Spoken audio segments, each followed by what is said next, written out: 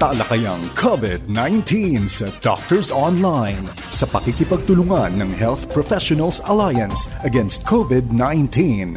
Doctors Online. Napapakinggan rin sa 1062 DXKI Coronadal, Care 104.3 Legazpi, 1179 DXFE Davao, 1143 DZMR Santiago City, DZRK 106.3 Quezon, Palawan, 97.5 TYFE Tacloban, 1116 DXAS Zamboanga City. Doctors Online.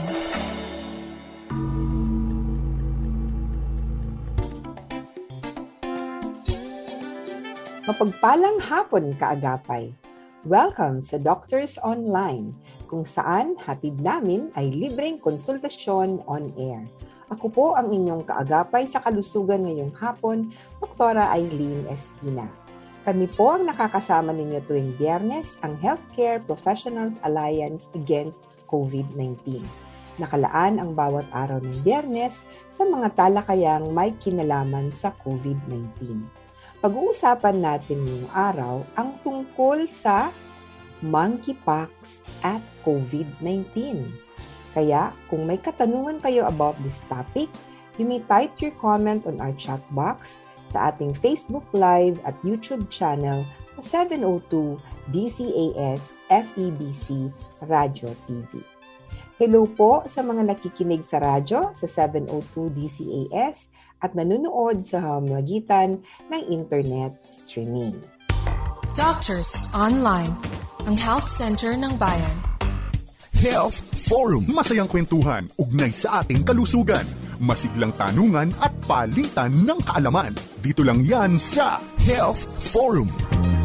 Today's Doctor Online. Ngayong hapon, ang makakasama po natin ay isang espesyal na panauhin.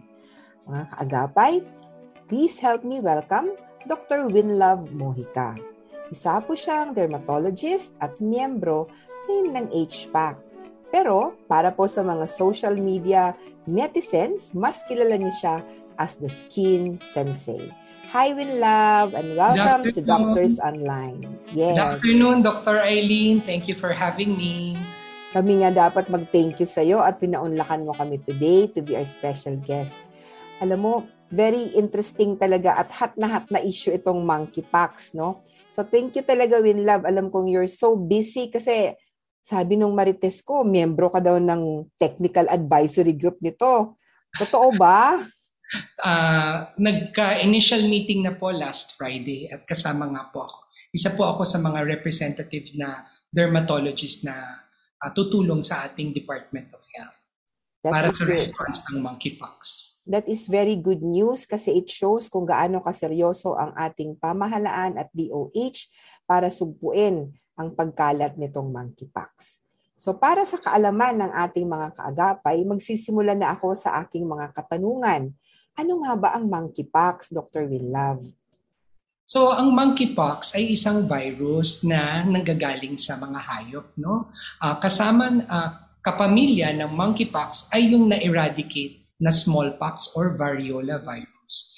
Iba pa niyang kasama dun sa pamilya ay cowpox at vaccinia. So itong monkeypox ay unang na-record sometime in the 1950s sa mga experimental na unggoy, no? Tapos in the 1970s nakita siya sa humans. And mula noon nagkaroon na ng pagkalat ng monkeypox, particularly sa African countries. Unlike yung smallpox na na-contain natin noong 1980s, itong monkeypox mas mahirap siyang eradicate kasi marami pa siyang ibang mga hosts, no? May mga hayop na nag-harbor ng monkeypox. Unlike yung smallpox, humans lang yung kanyang host. Itong monkeypox pwedeng sa aso, sa prairie dogs, no? Kaya minsan kapag nag-outbreak sa labas ng Africa, usually karaniwan galing sa hayop na imported from Africa. So yan ang history ng monkeypox. Teka ha, Doc Winlove, medyo naguluhan ako dun. Galing siya sa hayop. Paano sa tumalon sa tao? Ano nangyari? Kasi syempre from exposure sa animals, no? Sa mga ibang countries, kunwari, yung mga hayop na pinagtitirahan ng monkeypox, pwedeng kinakain nila yon, tapos na-expose sila. Similar yan yung nangyari sa HIV epidemic, pandemic, no? Nag-start siya sa monkeys as simian immunodeficiency virus.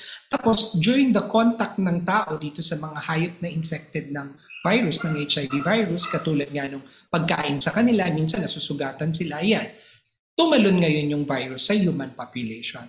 So, sa mga ibang bansa outside Africa, katulad ng sinabi ko, kapag nagkakaroon ng monkeypox na kaso sa bansa outside Africa, usually dahil yan sa imported na hayop. Yung mga bata na nakikipaglaro sa mga prairie dogs, yung parang daga yan na ini-import, ayan, pag nakagat sila o nahawakan nila yung mga monkeypox lesions dito sa mga hayop na to, pwede talaga silang mahawa. So, wala talaga siya originally dito sa Pilipinas o hindi lang natin alam. Talagang imported siya. So, paano siya nakarating dito sa atin? Kasi sabi sa balita, meron na daw kaso ng monkeypox dito sa Pilipinas. Ano siya? Imported din? Imported. So, ang monkeypox, ang talagang pinanggagalingan niya ay yung sa Africa, no? Doon siya talaga mas common na nakikita karaniwan sa mga bata. Ngayon, katulad ng sinabi ko, every now and then, nagkakaroon ng outbreaks outside Africa, pero ito ay dahil sa exposure with animals sa United States, sa Europe, pero nakukontain ka agad. Unfortunately, itong recent months, nagkaroon ng outbreak na human-to-human transmission. Ano? And ito na nga yung sinasabi nila na ang karaniwan na nagkakaroon ng monkeypox ay mga males who have sex with males. Kasi itong monkeypox, ang mode of transmission niya ay skin-to-skin contact. Nagkataon kasi na maraming parties dito sa Western countries na to. At yung mga parties nila, karaniwan, nagsasayaw sila, wala silang t-shirt. Tapos magdamagan yan. So, maraming skin-to-skin contact. Bukod doon, pwede rin siyang makuha through sex kasi ang sex is a form of skin-to-skin contact. No? So, ganyan nga, dumami yung kaso ng monkeypox sa ibang bansa. And dahil, because of the ease of travel, dahil sa mga piso fare, ang bilis-bilis na makasakay ng eroplano ngayon.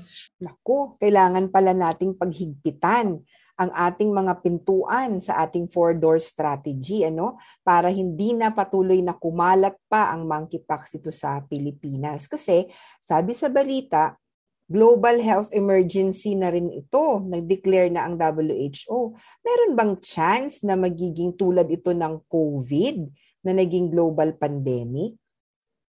Well, ang good news is hindi siya katulad ng COVID. Yung COVID kasi airborne. So, ang bilis-bilis niyang makahawa, tsaka hindi mo nakikita talaga kung sino yung merong COVID, no? Kasi respiratory yung transmission. Tsaka airborne siya, pumunta ka lang sa isang lugar, nakulob, tapos naipon yung virus doon, mahahawa ka kaagad. Itong monkeypox, yung transmission niya ay skin to skin. So, kapag walang skin-to-skin contact, yun yung major route of transmission, mahirap kang mahawa ng monkeypox. Meron din siyang respiratory route, pero kailangan sobrang malapit ka dun sa tao na yun, katulad ng kunwari, matagal kayo nagchichismisan, or nag-kiss kayo, nag-date kayo, or through sexual contact yan. Yan yung respiratory route. Pero mas common yung skin-to-skin contact. So, nakakabahala siya, pero hindi siya katulad ng COVID. Hindi natin siya ine-expect na mabilis nakakalat na parang apoy katulad ng COVID-19. So, base sa sinabi mo, yung physical distancing na kasama sa apat dapat would still work pala, no? Magagamit siya sa pagpigil ng pagkalat ng monkeypox. Tama ba, Doc Winlove? Correct. So yung mga measures natin, preventive measures, para ma-contain ang COVID-19 ay yun pa rin ang measures na gagamitin natin para ma-prevent ang COVID-19. So yung physical distancing, yung air quality, yung pag-ensure ng tamang ventilation, tapos yung interaction, shorter interaction, yung always face using mask lang. Face mask, always using face mask. Yeah. Plus ngayon, specific for monkeypox will be avoid skin-to-skin contact. And kasama na rin yun sa physical distancing. And hand washing, no? Yes, important yan. Doc Eileen, yung iba nga natatawa kasi kapag sinasabi ko na huwag niyong kalimutang maligo, lalong-lalo na kapag galing kayo sa labas. May mga netizens na natatawa. Pero totoo yun kasi ang good news katulad ng COVID-19 virus, yung monkeypox, na mamatay siya sa tubig at sabon. So yung paliligo at paghugas ng kamay ay isang good preventive measure para ma-prevent ang monkeypox. O ayan, may health tip na si Dr. Winlove sa ating lahat.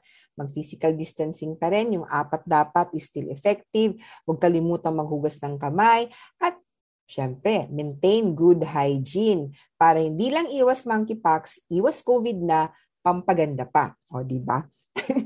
Another question, meron na bang bakuna para sa monkeypox?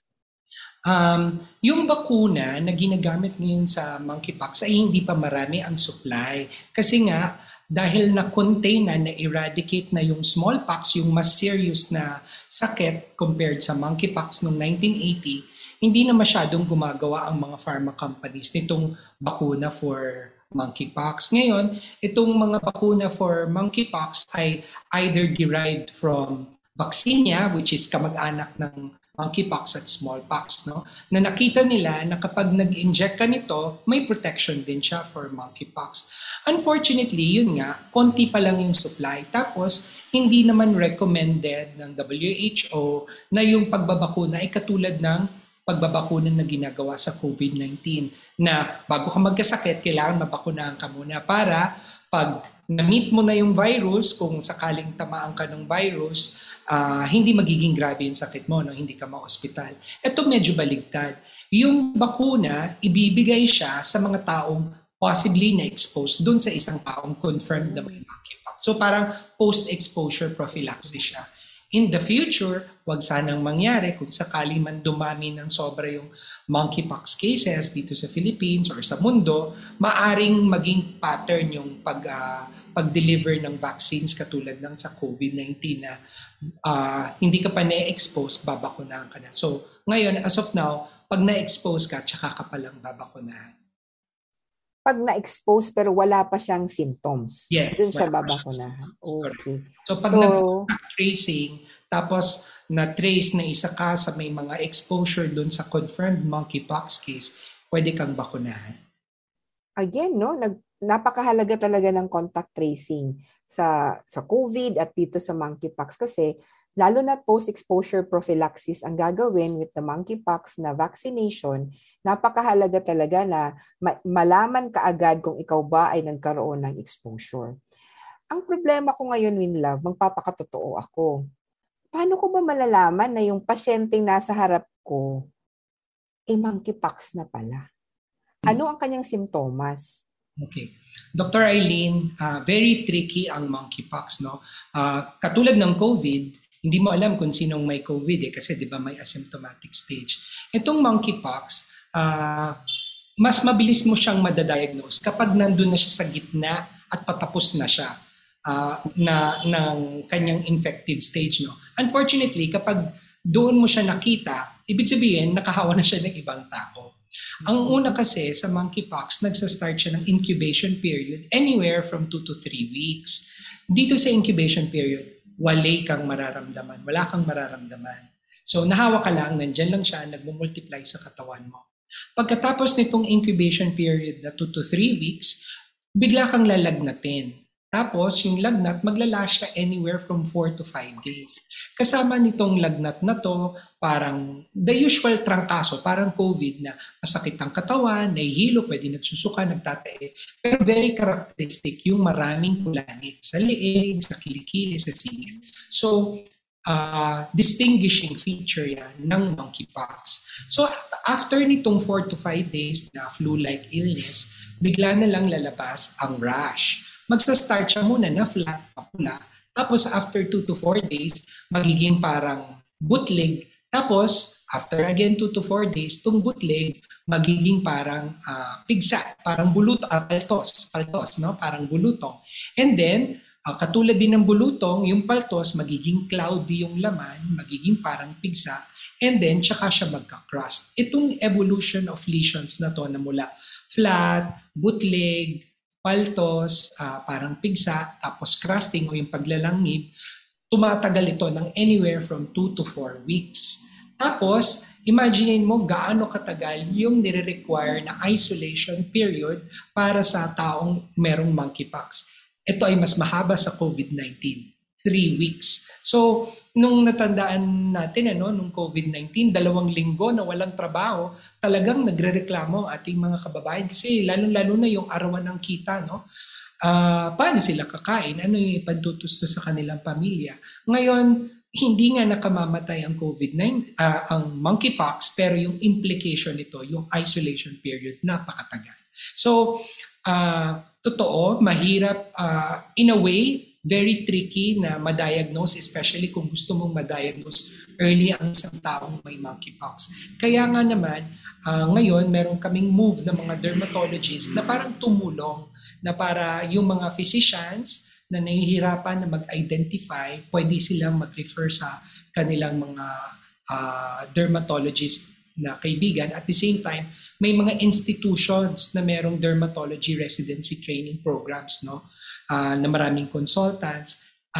Yan ang inaayos namin ngayon sa DOH na para mapunta dyan yung mga referrals ng mga physicians o ng mga healthcare workers para masabi talaga na monkeypox talaga ito. Kasi from experience daw ng ating Department of Health, initially, nung nag-start ng maglabas na ng memo, nagpanic yung mga tao na nagpadala sila ng maraming samples. No? Ngayon, dahil isa pa lang ating laboratory na may capability na mag-detect ng monkeypox, yung PCR, katulad ng COVID-19, ito yung RITM. So parang natambakan sila ng sample. So gusto natin, hindi naman tayo mag-cause ng dito ng panic. Unnecessary panic. But at the same time, timely and correct diagnosis. So napakahalaga ng parang algorithm. Tulad nung ginawa natin noon sa COVID. At sa ating mga kaagapay na nakikinig ngayon, tandaan ninyo mas mahaba ang isolation period ng monkeypox. Kung kaya, dapat talaga doble ingat tayo na hindi tayo mahawa. Kasi kung tayo po noon ay naiinis na sa 2 linggo, mas mahaba ito, 3 weeks. Tapos yung portion na yun, talagang di ka pwedeng makipaghalubilo sa ibang tao dahil talagang para siyang bulutong tubig, no? Yan ang itsura niya. Oo. Na yung portion na yun. Pero nakakahawa na siya dun pa lang sa flat. Yes. Oo. Basta pagkatapos ng lagnat at nag-start na lumabas yung rash, ang consensus ng mga experts, nakakahawa ka na. Pwede ka rin mahawa, kunwari dun sa febrile stage, through yung respiratory secretion. Siyempre, kung nakipag-kiss ka sa taong may monkeypox, tas nilalagnat siya, di ba? May possibility. Pero talagang pag nag-start na ng rash, doon magiging nakakahawa na ang monkeypox. Pero good news, no? Ang maganda dito, hindi siya tulad ng COVID na 2 days before the onset of symptoms ay nakakahawa ka na. At least ito, nagsisimula siyang makahawa pag meron ka ng lagnat, meron ka ng nararamdaman. So ang ating ngayon, tip sa ating mga kaagapay, pag may naramdaman kayong lagnat, wag na pong pumasok muna sa work, magpakonsulta po agad. Meron namang 'di ba, malalapit na health center, pwede ring telemedicine. Pero marami pa namang nagte-telehealth ngayon, 'di ba, Doc Winlove? So magpakonsulta po para po makasiguro tayo na ang ating nararamdaman ay hindi po COVID at hindi rin siya monkeypox o ano pa mang sakit na nakakahawa. Para nang sa ganun po, maproteksyonan po natin ang ating mga kasama sa bahay at ating mga kasama sa work. Ayan. Okay. Pag meron na bang gamot? Kasi di ba yung COVID, may Paxlovid na, may Molnupiravir. What about monkeypox? Meron na ba tayong gamot? Itong monkeypox, hindi talaga siya ginagamot na inuman mo ng gamot tapos mawawala na siya. Hindi siya bacterial infection katulad ng sipon na may plema, ubo na may plema, na inuman mo ng antibiotic. Ang treatment dito, iintayin mo lang siyang mawala. Inom ka lang ng tubig, kung nilalagnat ka, magparacetamol. Kung merong parte ng katawan mo masakit, kasi ngayon nakikita nasa anogenital region, na sa puwet, dito sa private parts sila nakikita. Ngayon kung sobrang sakit, pwedeng mag-pain meds. Pero other than that, wala talagang yung specific na itong gamot na to para sa monkeypox. Merong available na gamot, pero wala dito sa Philippines, nasa abroad siya. Tapos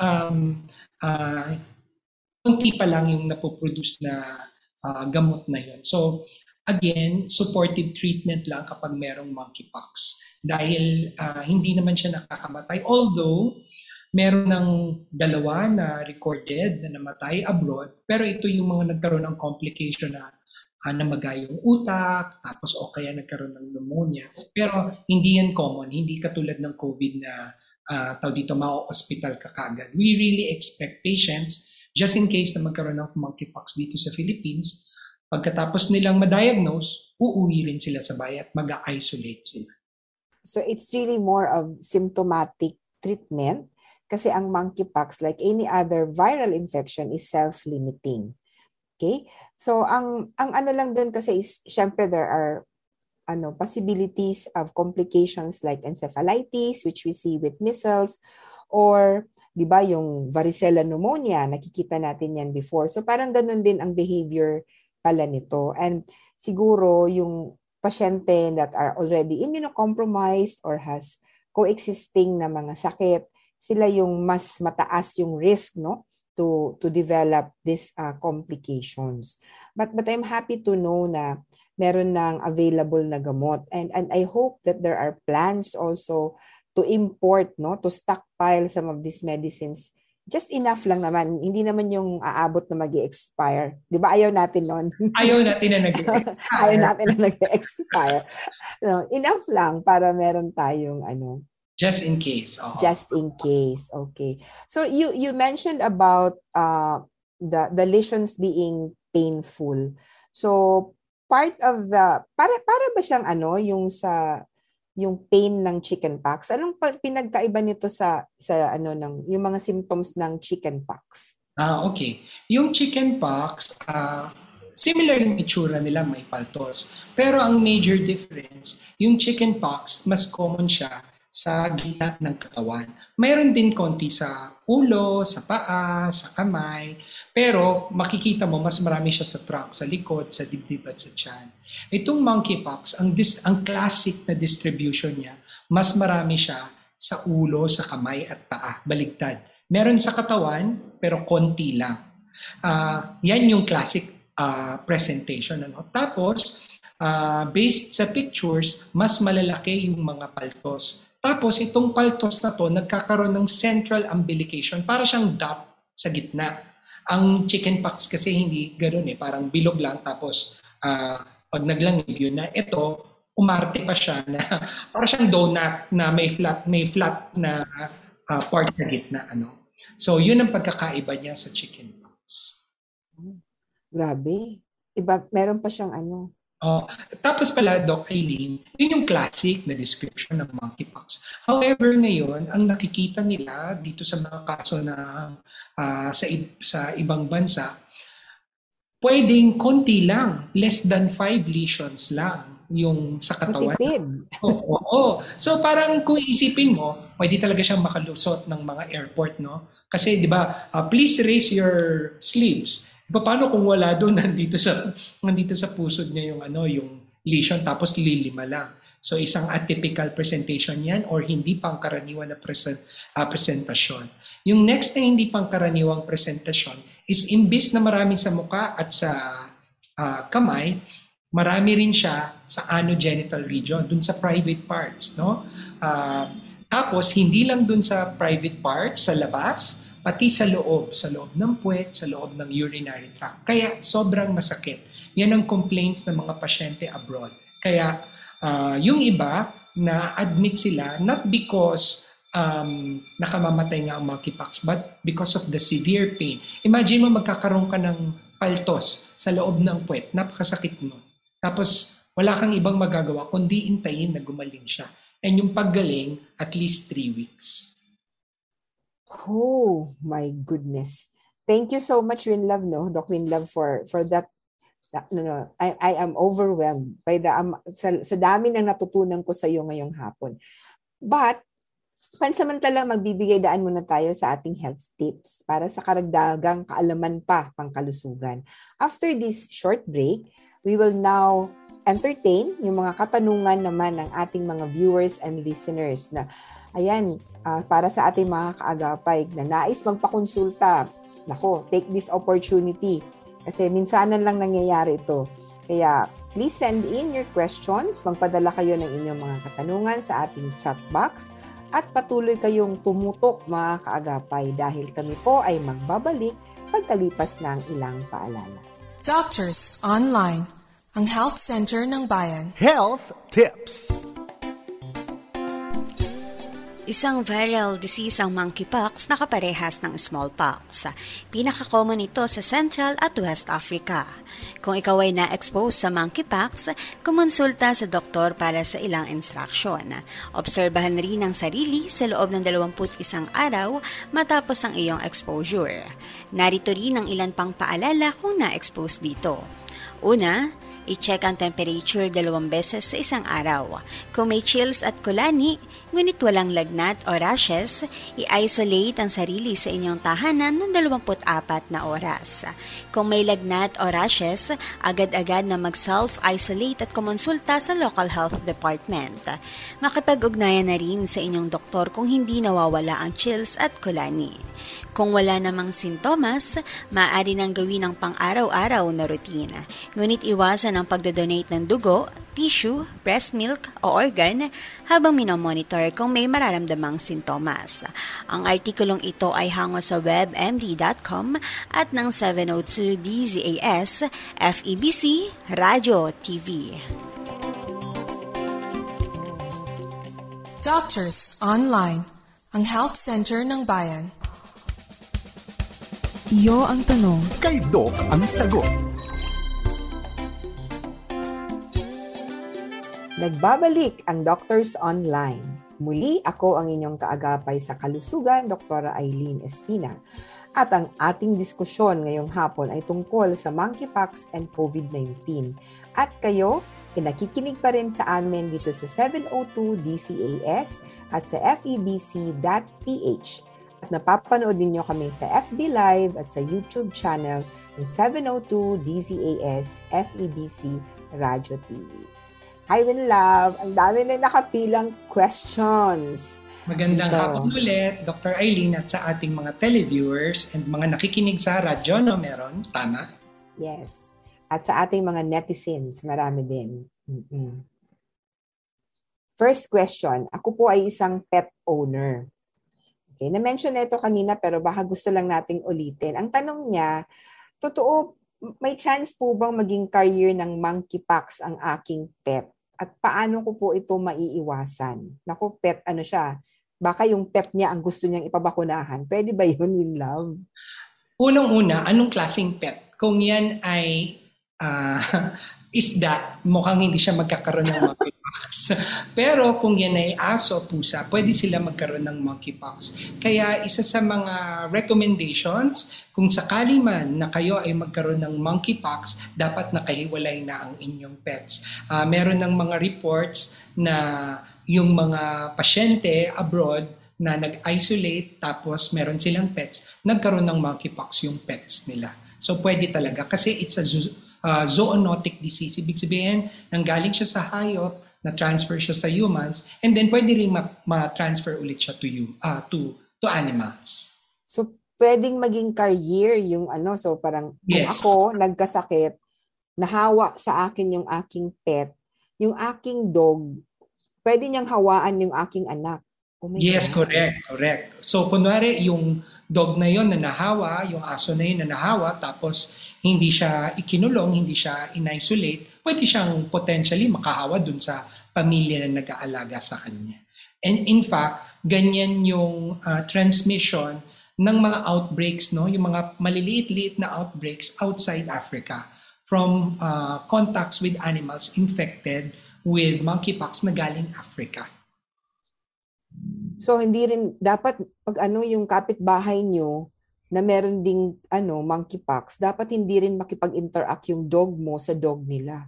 Yes, correct. Diba? Bawal muna ang play date. Oo, correct. Oo. Ano ba ang symptoms ng monkeypox sa mga hayop? Pareho lang ba? Sa hayop? Similar din, magkakaroon din sila ng lesions na parang monkeypox, parang buluto. Magkakaroon siya ng rashes? Ganun din. So yun yung paraan para ma-transfer yung virus, no, sa sa humans, no, kapag nahawakan nila yung lesions ng monkeypox sa hayop. So similar.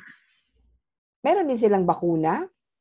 Yan ang hindi ko alam. Kung ang dogs ay merong bakuna, hindi ko pa nabasa sa CDC kung pwede silang bakunahan.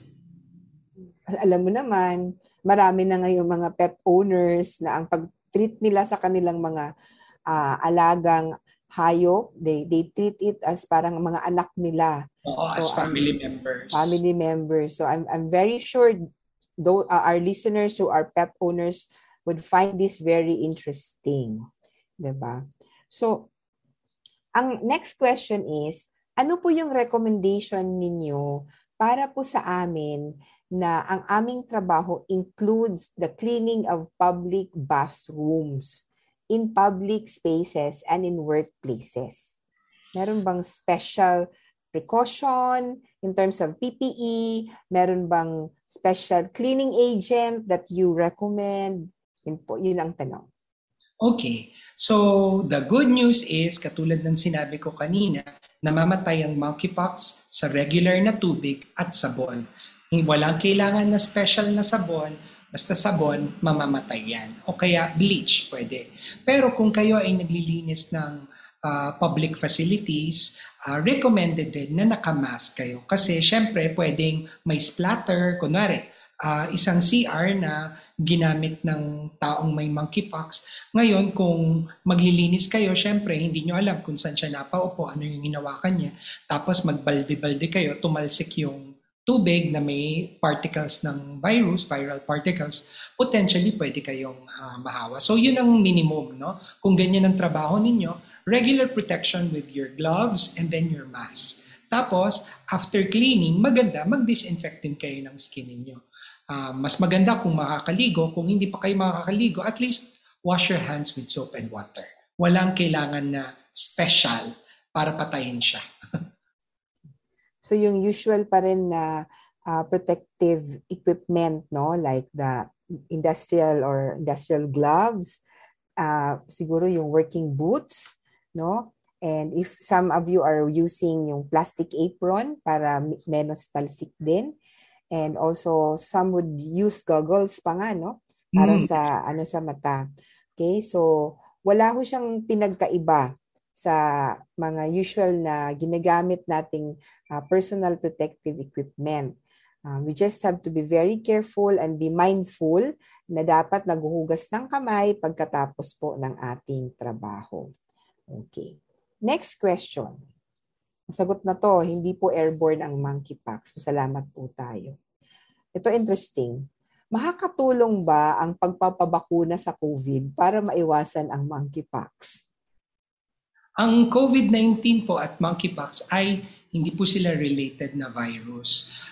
So kung magpabakuna ho kayo ng COVID-19, pwede pa rin ho kayo magkaroon ng monkeypox. Number one, kasi iba yung route ng main transmission ng monkeypox, katulad ng sinabi natin kanina, it is skin to skin. Pero kahit na hindi protective yung COVID-19 vaccine for monkeypox, magpabakuna pa rin po tayo for COVID-19, lalo-lalo na kung eligible kayo na magpa-first booster, no? Kaya maraming nasayang na bakuna dahil maraming hindi nagpa-first booster. So paano magkakaroon ng second booster kung walang first booster? So magpa-first booster kung eligible kayo, and then pagkatapos noon magpa-second booster. Naisingit ko yon. Yes, thank you. Kasi yun ang episode namin last Friday na hindi pa huli ang lahat para magpa-booster for COVID-19. Ang naisip ko din dyan, Winlove, kasi pareho may lagnat, diba? Pareho may lagnat. Pareho din may rash. At least kung bakunado ka sa COVID, pag nagkaroon ka ng lagnat at rash, parang sabihin mo, okay lang, bakunado naman ako sa COVID. So, ang next question mo na lang, naku, baka monkeypox ito. Hopefully naman hindi. Kung wala namang travel history at wala namang skin-to-skin contact, prolonged skin-to-skin contact. So, parang dapat hindi mo rin automatic isipin na monkeypox ito. Habang wala pang local transmission. Pero ibang usapan na kapag katulad ng COVID na, ayun na, nagkaroon na ng 5, naging 35, tapos naging 200, yun may local transmission na. So yun ang importante mga kaagapay na habang kukunti pa lang ang kaso natin dito sa Pilipinas, doble ingat na po tayo para hindi po ito kumalat tulad po ng pagkalat ng COVID. Ang talagang route of transmission ng monkeypox ay skin to skin and may konting respiratory transmission. At nagkataon lang na ang sex ay isang mode of skin to skin contact. So, marami ring nagtatanong, ito po ba ay sexually transmitted infection? Hindi po. Hindi po siya STI katulad ng syphilis, no, at ng gonorrhea.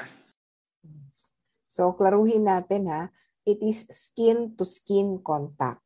Pag ang inyong balat ay nagkiskisan sa balat ng isang taong may monkeypox, kayo po ay pwedeng mahawa.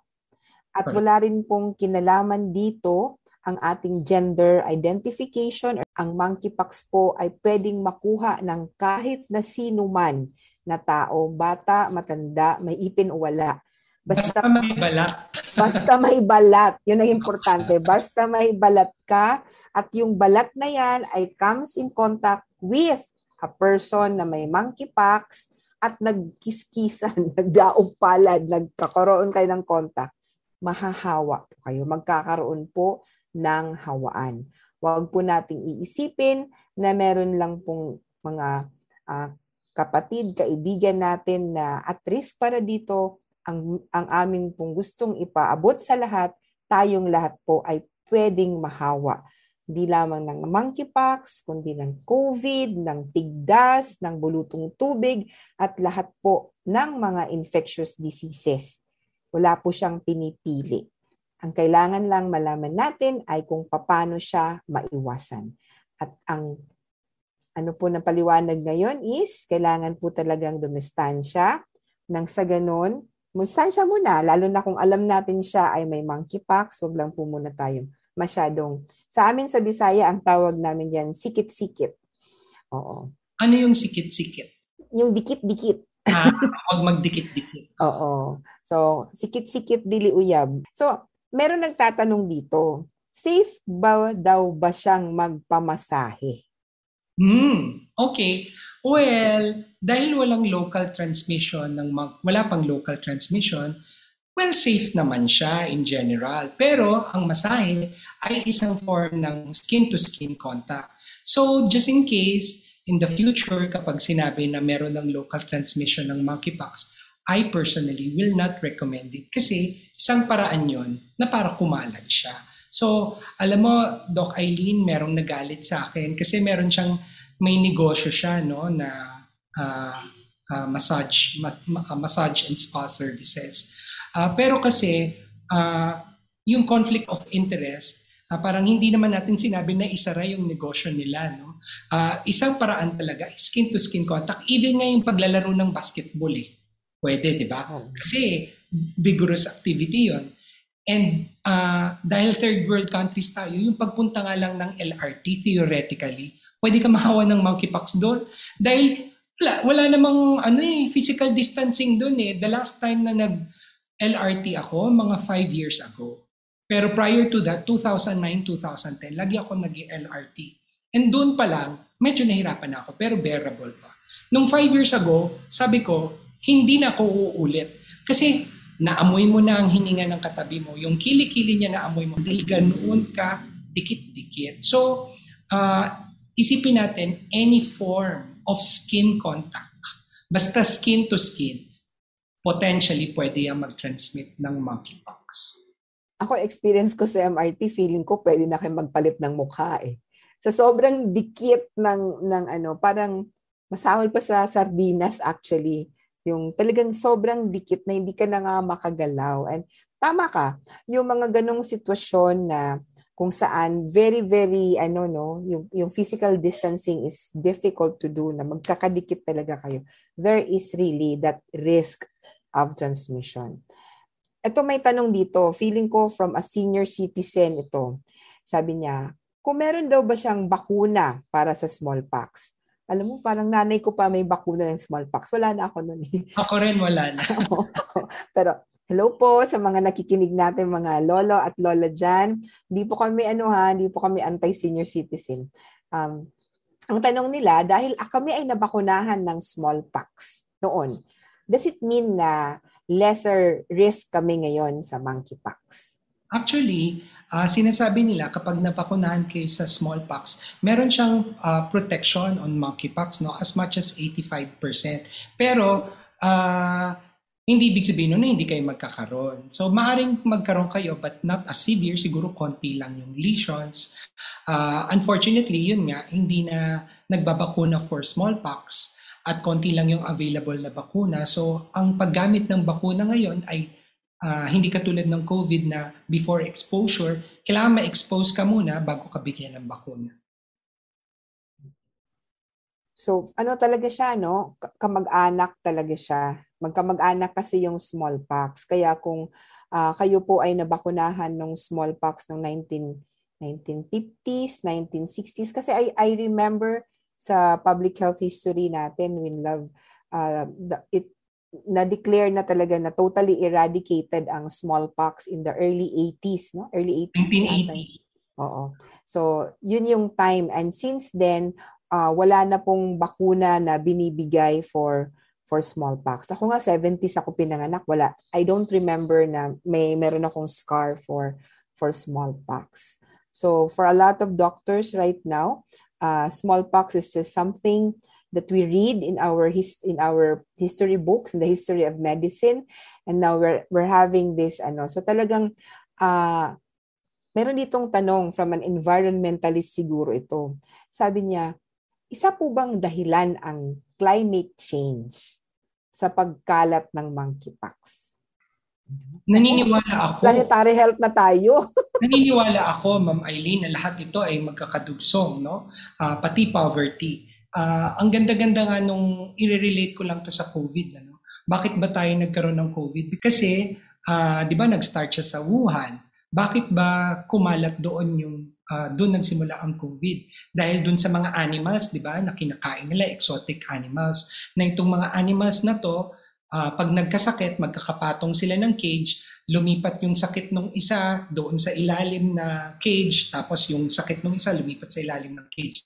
So, naniniwala ako, napakaganda ng question, pang Miss Universe question siya, na climate change, inequity, inequality, magkakadikit po kung bakit po nagkakaroon ng re-emerging diseases. And kasama dito is yung overcrowding, di ba? Kaya rin naman nagkakaroon ng climate change, yung demand para putulin ang forest, para dun sa mga resources. Tapos, dahil dumadami yung mga tao. And dahil dumadami yung tao, ang daming basura, so that also contributes to the thinning of the ozone layer. So magkakadikit po talaga siya lahat. Napakaganda ng question. Thank you. Thank you. Thank you so much, Winlove. Actually, I know that marami ka pang pwedeng ma-share, marami ka pang pwedeng ma-discuss, but alam naman, konti lang ang ating oras, kaya we need to wrap up na due to our limited time. Having said that, may we ask you for some parting words para sa ating mga kaagapay ngayong hapon. So magandang hapon po ulit. yung pag-iingat po sa monkeypox, hindi na po natin kailangan mag-imbento ng mga bagong paraan. Kung ano po yung mga ginagawa natin para ingatan ang ating sarili sa COVID-19, ito rin po ay mga paraan para maiwasan natin ang monkeypox. So yung pag-maintain ng magandang sirkulasyon, proper ventilation, yung physical distancing, kasi nga ang monkeypox ay skin-to-skin contact, yung laging pagsusuot ng mask, and yung less interaction. Mamili na lang tayo ng ating mga kikitain. Wag muna tayo mag-party ng mag-party dahil meron pang pandemya at ito nga may panibagong threat ng monkeypox. So mag-ingat po tayong lahat. Thank you. Thank you very much, Winlove. And sa ating mga kaagapay, salamat po sa pagsama sa amin ni Dr. Winlove ngayong hapon. Pakinggan po natin ngayon ang aming inihandang health meditation.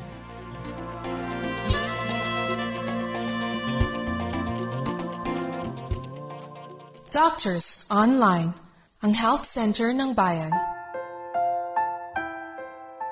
Health Meditation.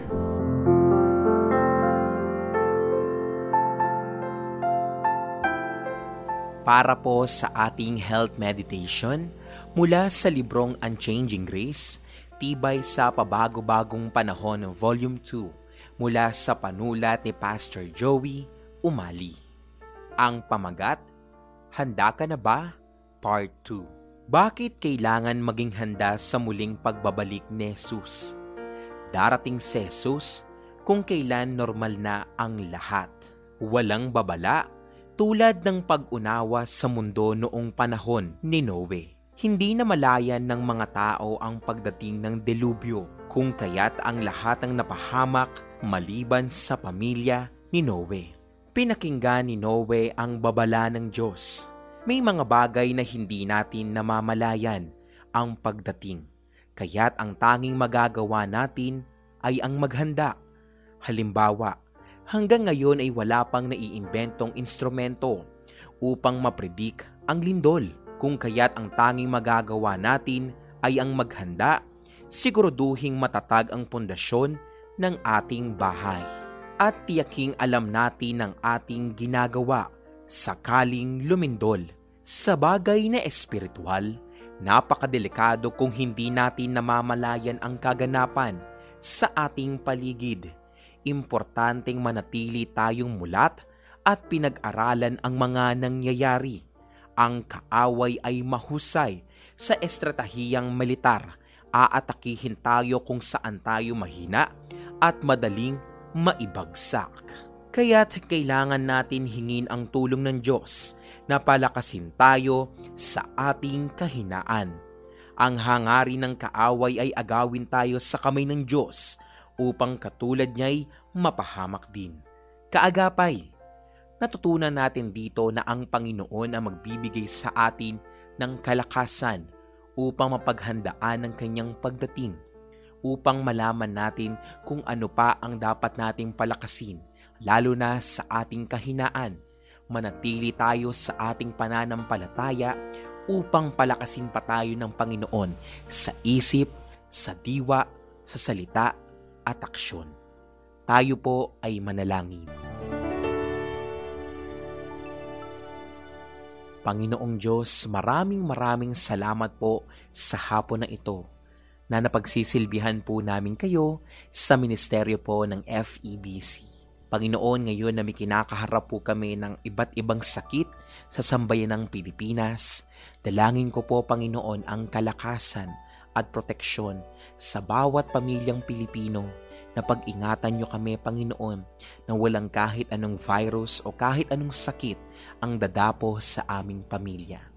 Panginoon, panatilihin niyo po kaming handa sa bawat araw-araw at pagsubok na dumaraan sa aming buhay. Kayo po ang aming angkla, kayo po ang aming lakas, at kayo po ang aming sandigan sa mga panahong kami po ay tuliro na. Panginoon, maraming salamat po na ibinigay niyo po si Jesus bilang kalakasan at maging sandigan namin dito po sa ibabaw ng mundo. Maraming salamat po. Ito po ang aming samo at hiling sa pangalan ni Jesus. Amen. Glosaryo Mediko. Pagbibigay kahulugan sa mga salitang medikal. Glosaryo Mediko. Zoonotic diseases. Isa itong sanhi ng harmful germs gaya ng viruses, bacterials, parasites at fungi na kumakalat sa pagitan ng hayop at tao. Muli ang ating Glosaryo Mediko, Zoonotic Diseases. Salamat sa inyong pagsama sa amin dito sa Doctors Online. Nagpapatuloy tayo sa ating public health service sa pamamagitan ng 702 DZAS FEBC Radio TV. At syempre, ang inyong programang Doctors Online ay nagpapatuloy sa paghatid ng kaalamang pangkalusugan para sa inyo na aming mga kaagapay. Nagpapasalamat po tayo sa mga nakaagapay natin sa broadcast, sa HPAC Production Team, Production Tech on Duty, RTV Team, at sa ating broadcast engineers sa Bocaue Transmission site. Inyo pong napakinggan ang Doctors Online, Monday to Friday, 2 p.m. to 3 p.m. At muli, ako po ang inyong kaagapay sa kalusugan, Dr. Eileen Espina, nagpapasalamat at patuloy na nagpapaalalang pangalagaan ang kalusugan dahil ang kalusugan ay kayamanan. Nais po naming makarinig mula sa inyo para sa mga kuro-kuro, mungkahi o mga bagay na nais ibahagi sa palatuntunang iyong napakinggan. Sumulat lamang sa 702 DZAS, Agapay ng Sambayanan, 1 Corporate Center, 46th floor, Doña Julia Vargas Avenue, corner Meralco Avenue, Ortigas Center, 1605, Pasig City. O mag-email sa dzas info@febc.ph.